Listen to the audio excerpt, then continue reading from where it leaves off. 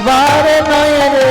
আমার দয়াল চৈতন্যের মতো এমন অবতার হয় নাই, হবার নয় রে। আমার দয়াল চৈতন্যের মতো এমন হবার নয়, হবার নয় রে। ধন্য কলি যুগের চৈতন্য অবতার,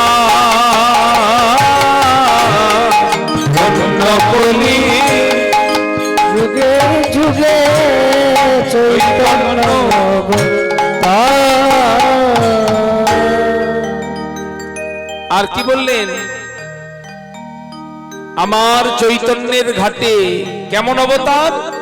ওগো আমার চৈতন্যের ঘাটে অদান খেয়া বয়, আমার চৈতন্যের ঘাটে অদান খেয়া জড়য়ন্ধ আতুর বোধি পার জড়য়ন্ধ আতুর বোধি পার। আমার চৈতন্যের ঘাটে অদান খেয়া বয়। অদান মানে দান লাগে না, কোনো পয়সা কড়ি লাগে না, বিনে পয়সায় পার হয়ে যাওয়া যায়। একবার হরি বললেই তিনি পার করে দেন, আর কোনো কিছু বলতে লাগে না। আমার গৌরাঙ্গের ঘাটে অদান খেয়া বয়, জড় অন্ধ আতুর অবধি পায় হয়।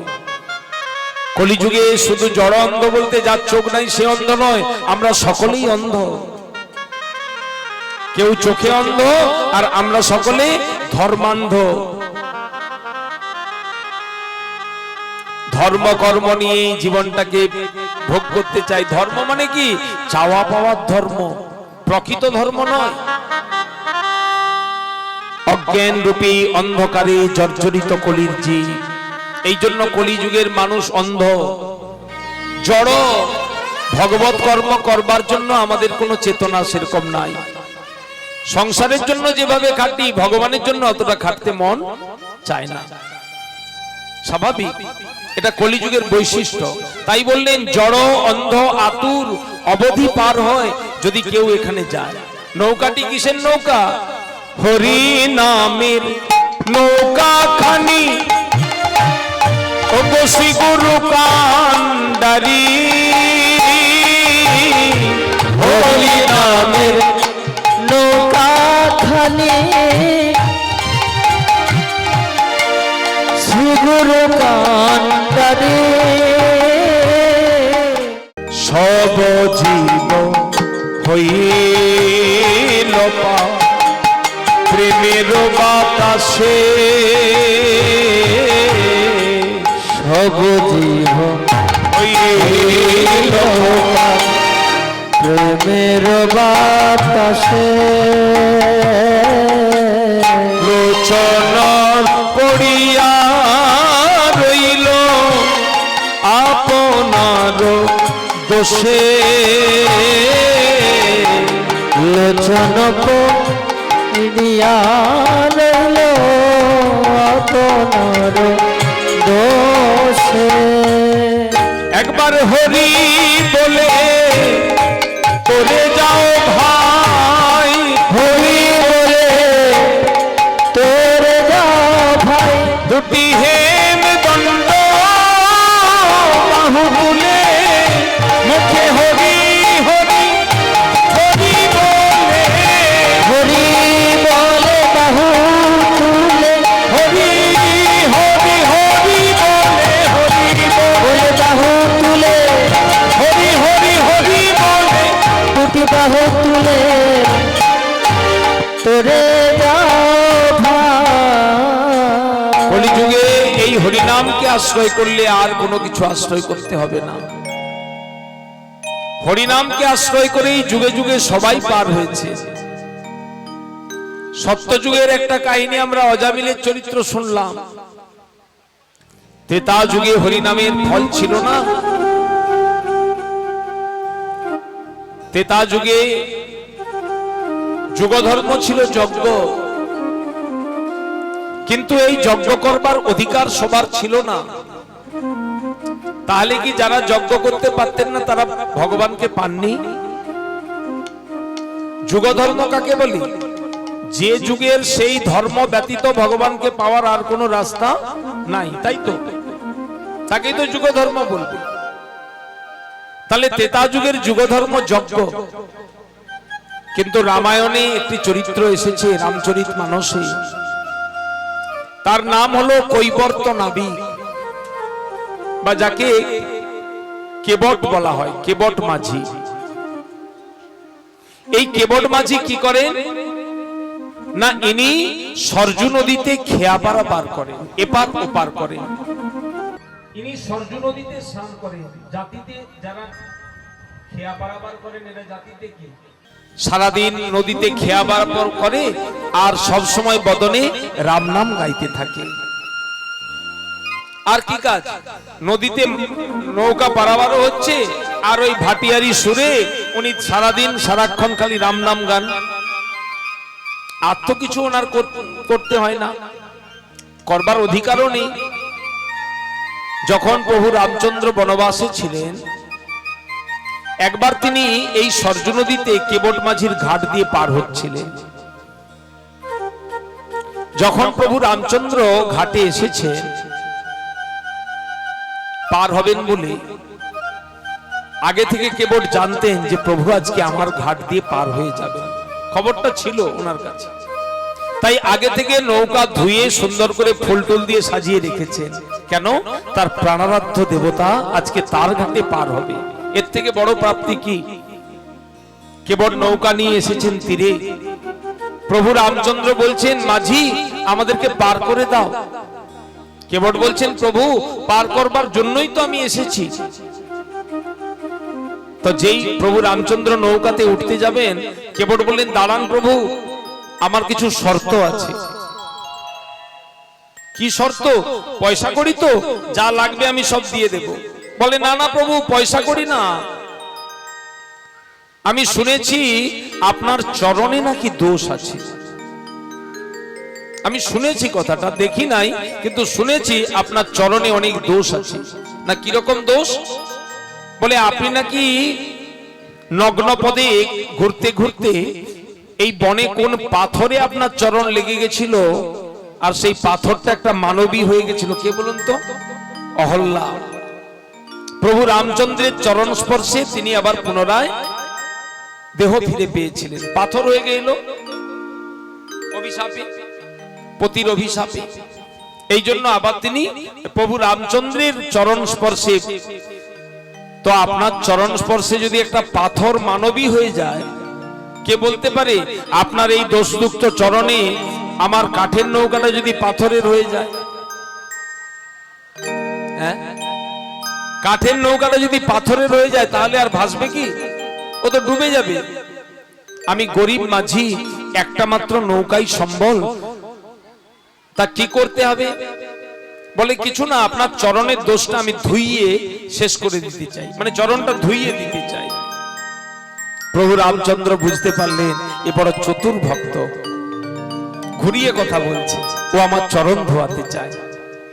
ভগবান অনুমতি দিলেন, কেবট তুমি আমার চরণ ধুইয়ে দাও। প্রভু রামচন্দ্রের চরণটিকে নিয়ে আর কেবট করলেন কি, অঞ্জলি করে জল নিয়ে এসে একটা পাত্রে সুন্দর করে চরণটা ধুইয়ে দিলেন। চরণটা ধোয়াবার পর চরণোদক মানে চরণ ধোয়া জলটা ওটা আবার নিয়ে নিয়েছেন। প্রভু রামচন্দ্র বলছেন, ওটা কি হবে? নদীতে ফেলে দাও। বলে, প্রভু এখন তো দোষটা আপনার চরণে নাই, দোষটা এসে গেছে জলে, মানে ধুইয়ে দিয়েছি তো। আর এই দোষযুক্ত জল যদি নদীতে ফেলে দিই আর নদীটা যদি শুকিয়ে যায়, বলুন নৌকা থেকেই বা কি আর না থেকেই বা কি? শুকনা নদীতে কেউ কি নৌকায় চাপবে? তাহলে আমার রুজি রোজগার সব বন্ধ হবে। তা কি করতে চাও? বলে, তার থেকে আমি পান করে নিই। কোটি কোটি জীবন তপস্যা করে সেই তপস্যালব্ধ সমাধিভূত মন দিয়ে যে চরণকে বাঁধতে পারে না, চিন্তা করতে পারে না, কেবল শুদ্ধ প্রেম ভক্তি এবং নামের জোরে আজকে তিনি কি করলেন? প্রভু রামচন্দ্রের চরণোদক পান করলেন। নবদুর্বাদল সেন মর্যাদা পুরুষোত্তম প্রভু রামচন্দ্রের চরণোদক।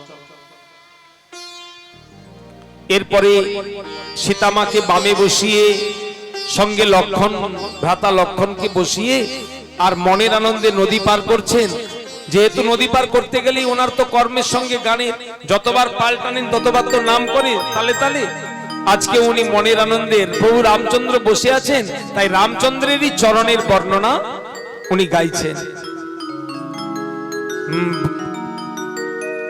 ভজ মন রাম চরণ সুখদাই, মন রাম চরণ সুখদায়, ভজ মন রাম চরণ সুখদাই, ভজ রাম চরণ সুখদায়, রাম চরণ সুখদাই, রাম চরণ সুখদায়,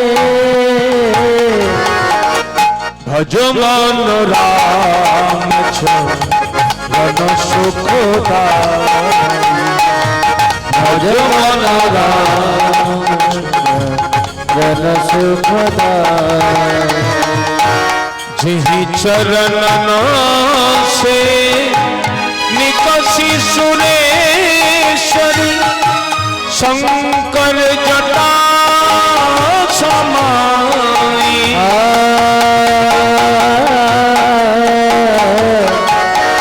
जहि चरण निकष सुरेश्वर, शंकर जटा समाई,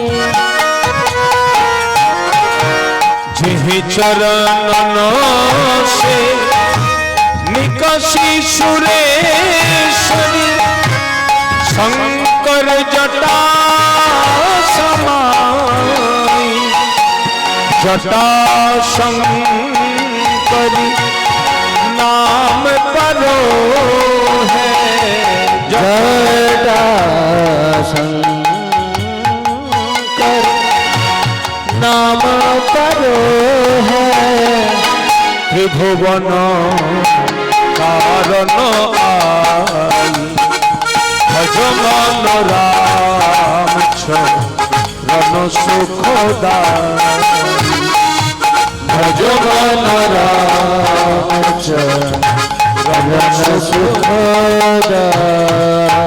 बोलिए मर्यादा पुरुषोत्तम रामचंद्र भगवान की जय हो। राम नाम गाইতে গাইতে যখন নদীটা পার করলেন, নৌকাটা বেঁধে প্রভু রামচন্দ্র যখন তীরে নামলেন, সীতামায়ের দিকে তাকাচ্ছেন রামচন্দ্র। দেবী, আমি তো এখন বনবাসী, যদিও আমি রাজ তো নয়, কিন্তু রাজার পুত্র, এখন আমার কাছে কিছু দেওয়ার মতো কিছু নাই, বনবাসী তো। দেবী, তুমি তো লক্ষ্মী রূপা, তাই তোমার মন থেকে যা চায় তুমি ওকে একটা দিয়ে দাও, ভালো উপহার দিয়ে দাও। সীতামা মানে কি লক্ষ্মীরই তো অবতার, তাই তিনি করলেন কি, কণ্ঠের থেকে একটা গজমুক্তার হার দিতে চাইলেন। কাকে? কেবট নাবিকে। গজমুক্তার হার ভাবা যায়? আপনাদের বাড়িতে আছে গজমুক্তা? লাখ লাখ হাতির মধ্যে একটা দুটা হাতির মাথায় একটা মুক্তা জন্মায়, সেই মুক্তার মালা। বলে না হাতি মরলেও লাখ টাকা, বাঁচলেও লাখ টাকা, তাহলে কত টাকা দাম হওয়া উচিত? সেই গজমুক্তার মালাটা দিতে চাইলেন কাকে? কেবটকে। কেবট বলছেন, না না প্রভু, আপনার কাছ থেকে পয়সা নেব। ছি ছি ছি ছি ছি। আরে পয়সা নেবে না মানে? আমাকে নদী পার করেছো, শোনো, শাস্ত্রে বলে নৌকা পারের পয়সা কখনো বাকি রাখতে নেই। পারানি বলা হয় কি, পারের পারানি বাকি রাখতে নেই। বলে না না, তা হোক, সকলের কাছ থেকে পয়সা নিই, কিন্তু আপনার কাছ থেকে পয়সা নিতে পারবো না। কেন? আমার আপনার ব্যবসা তো এক বাস, একই রোডে যদি বাস চলে, এক বাসের কর্মচারী যদি অন্যের বাসে ওঠে, ওর পয়সাটা নেয় কি? হ্যাঁ? যে রোডে অনেকগুলো বাস চলে, এক বাসের কর্মচারী যদি অন্য মালিকের বাসে উঠে পড়ে, ওই মালিক কি পয়সা নেই ওর? তোর তুমি পয়সা দিচ্ছ কি? কোনদিন আবার আমি তোমার বাসে উঠবো? প্রভু রামচন্দ্র তো অবাক হয়ে গেলেন, তোমার আমার ব্যবসা এক হলো কি করে? আমি মর্যাদা পুরুষোত্তম দশরথ নন্দন, ভাগ্য ভুলে আমি এখন হয়েছি বনবাসী, আর তুমি সামান্য একটা সরজু নদী ঘাটের মল্লা, মানে মাঝি। তোমার আমার ব্যবসাটা এক কি করে হলো? কেবল বলছেন, প্রভু আপনি একটু ভালো করে ভাবুন তো। আমি হলাম গিয়ে ছোট্ট এই সরজু নদীর মল্লা বা মাঝি, যারা আমার ঘাটে আসে আমি তাদেরকে পার করে দিই, আর তুমি হলে গিয়ে ভব সমুদ্রের কান্ডারি। আজকে তুমি আমার ঘাটে এসেছো, আমি তোমায় পার করে দিলাম। যেদিন আমি তোমার ঘাটে যাব, সেদিন যদি আমার কাছে কোনো অর্থ পয়সা না থাকে, তুমি যেন আমাকে পার করে দাও। যেদিন আমি তোমার ঘাটে যাব, সেদিন যদি আমার কাছে পয়সা নাও থাকে, তুমি যেন আমাকে পার করে দাও। প্রভু রামচন্দ্র কেবটকে বুকে জড়িয়ে ধরেছে। কোন গুণে পেল কেবট প্রভু রামচন্দ্রকে? নামের গুণেই তো। ত্রেতা যুগে নামের প্রভাব ছিল না। প্রভু রামচন্দ্র পাথর ফেলছেন, সেতু বাঁধবেন লঙ্কায়, লঙ্কা যাবেন। যতবার পাথর ফেলছেন, সমুদ্রে পাথর তলিয়ে যাচ্ছে, সেতু বাঁধা হচ্ছে না।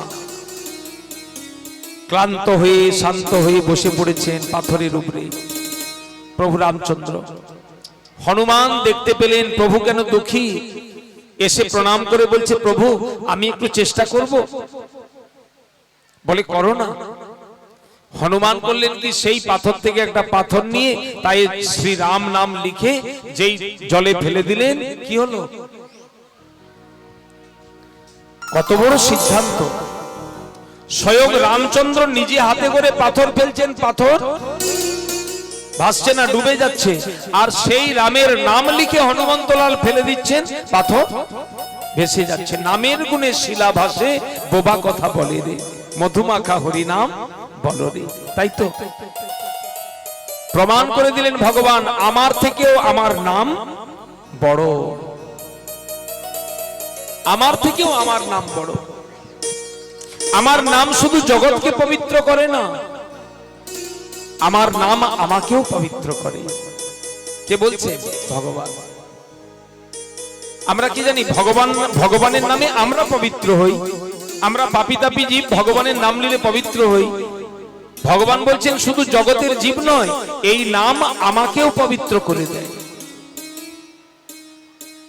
পুতনাবধ লীলাতে ভাগবতী, পুতনাকে যখন বধ করে দিলেন, পুতনা তো বক্ষে স্তনের মধ্যে কালকুট মিশিয়ে গোপালের বদনে দিয়েছিলেন। ভগবান তাকেই প্রীতি ভরে এমন আকর্ষণ করলেন, স্তনদুগ্ধের সঙ্গে প্রাণটাই আকর্ষণ করে নিলেন। সেই বিশাল রাক্ষসীর নিথর দেহটা পড়ে গেছে একটা ফলের বাগানের ওপর, আর সেই বিশাল রাক্ষসীর বক্ষের উপরে নীলকান্ত মণির মতো ছোট্ট বালগোপাল, বয়স তখন 6 দিন মাত্র, খেলা করছে নির্ভয়ে। সমস্ত ব্রজবাসীগণ নামিয়ে আনলেন গোপালকে। নামিয়ে এনে যখন যশোমতীর কোলে দিলেন, যশোমতী বললেন, দাঁড়া, তোরা কেউ ছুবি না। কেন? আমার গোপাল অপবিত্র হয়ে গেছে।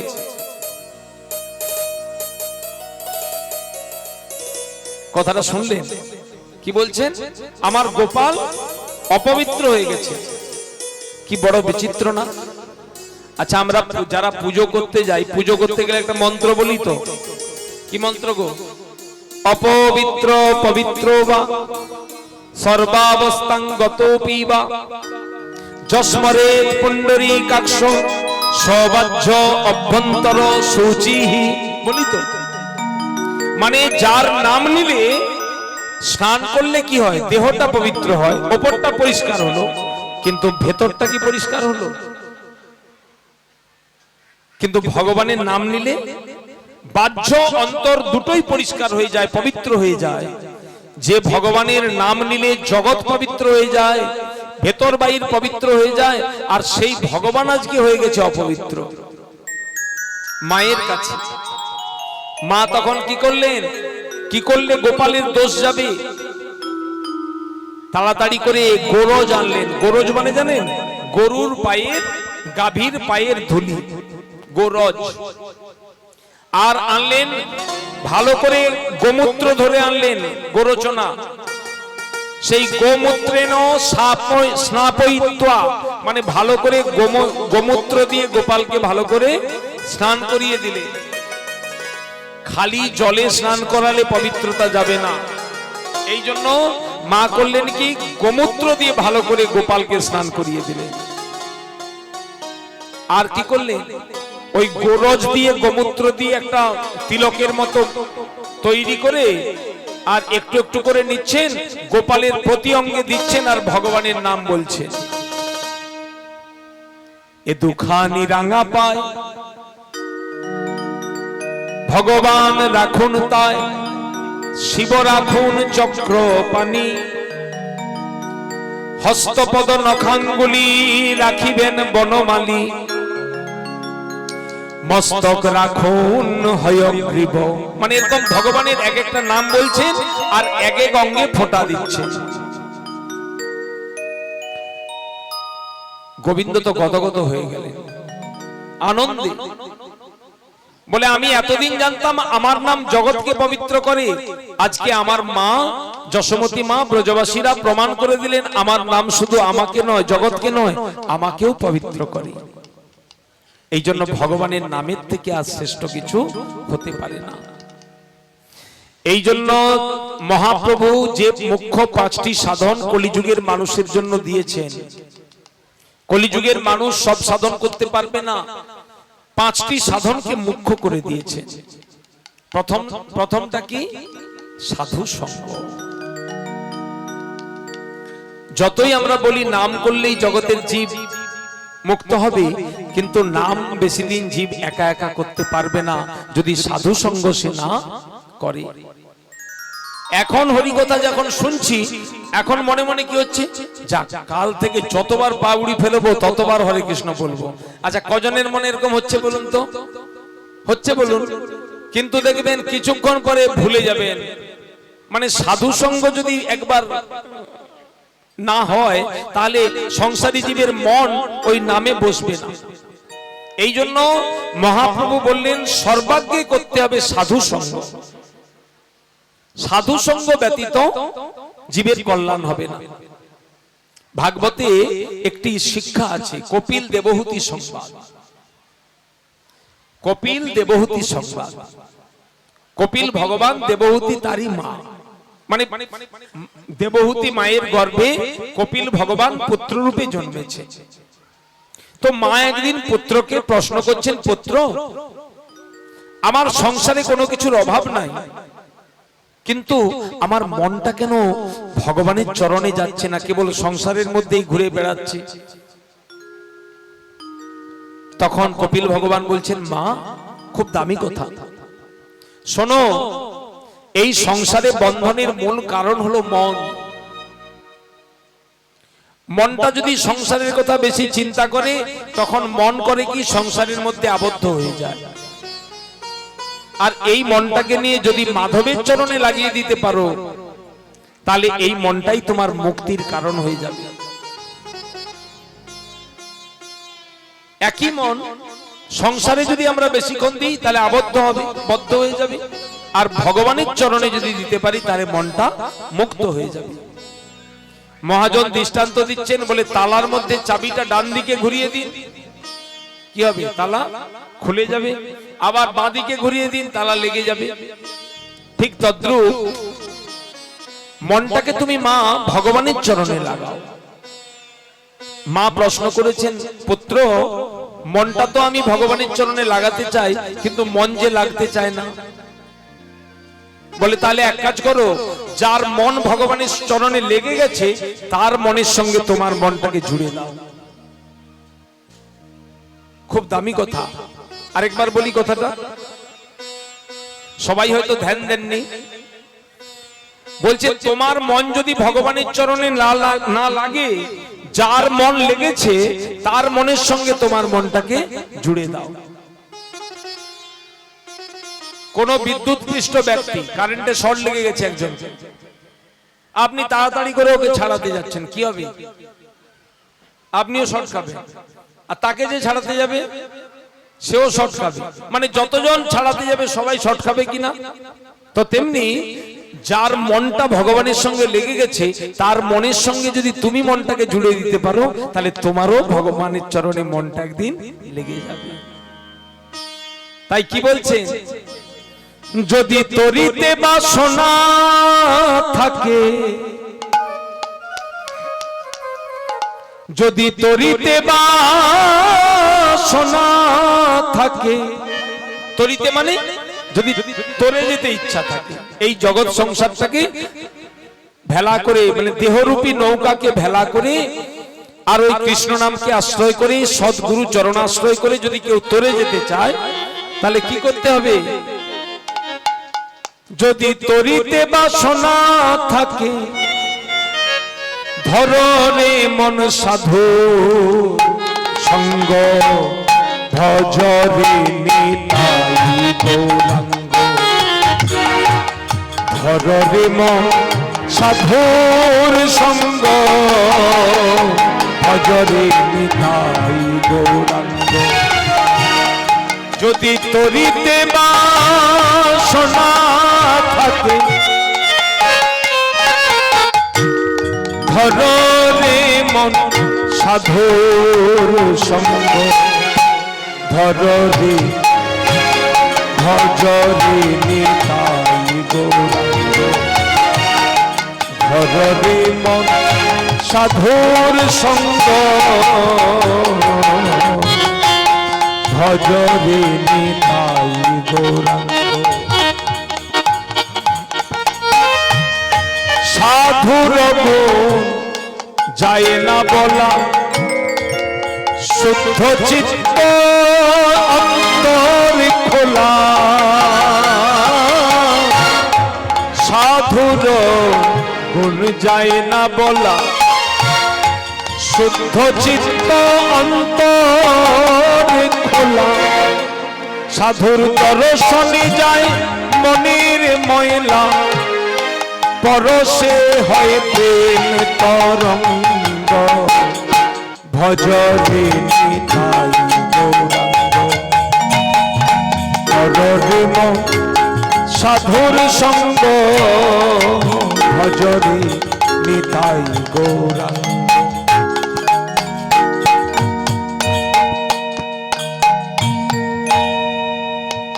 সাধুর গুণ যায় না বলা, শুদ্ধ চিত্ত অন্তর খোলা, সাধুর দর্শনে যায় মনের ময়লা।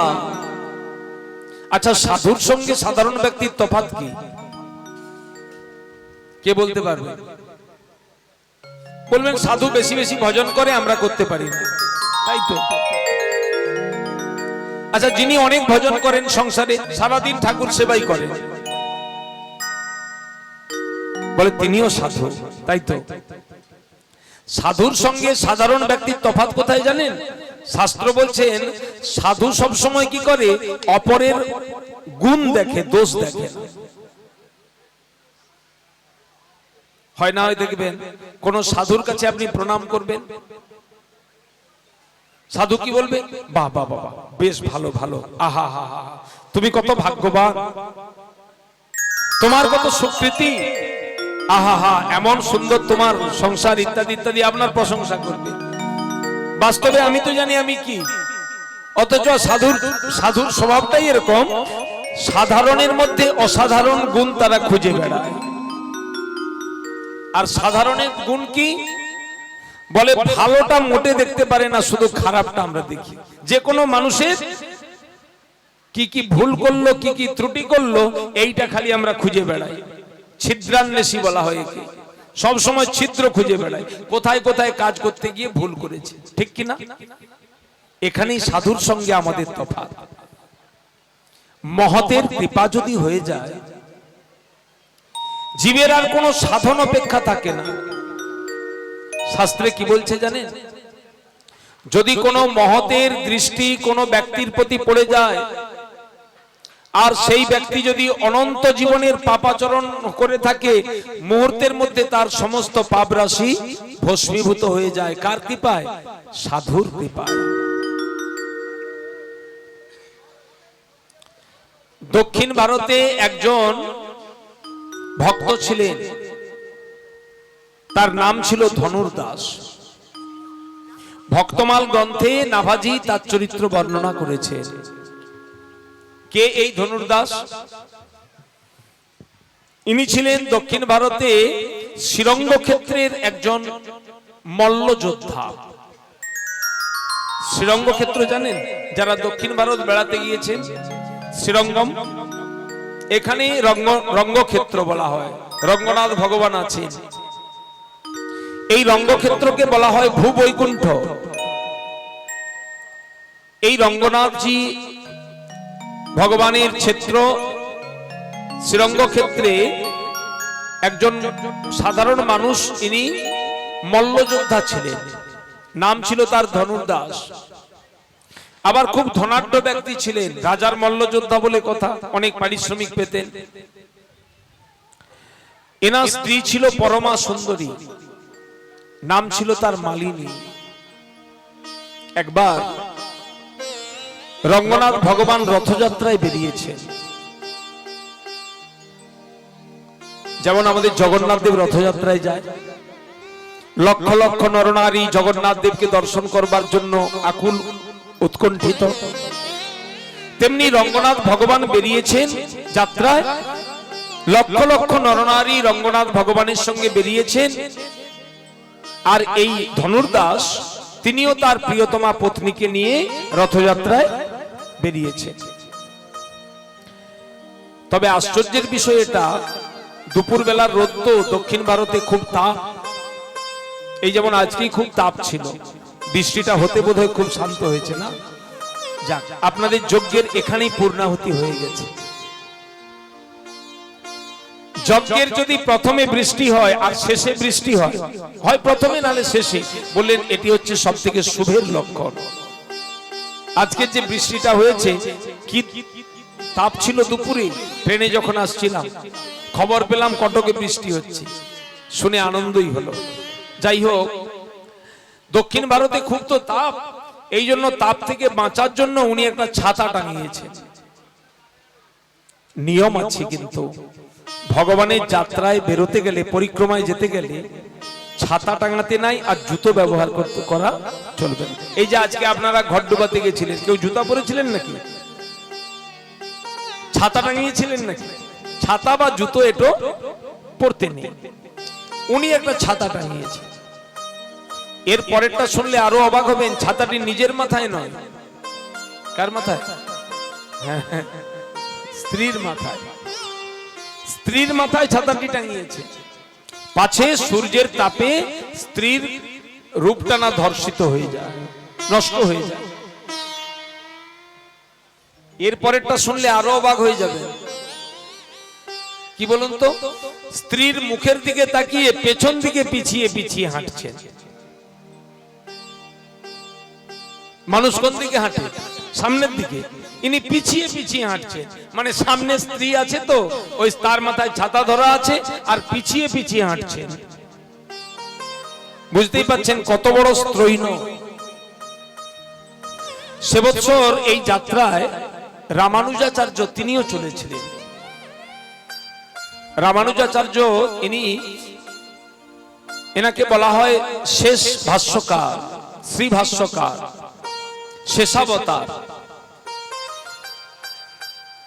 পরম বিদ্বান, পরম আত্মতত্ত্বদর্শী একজন আচার্য তনু।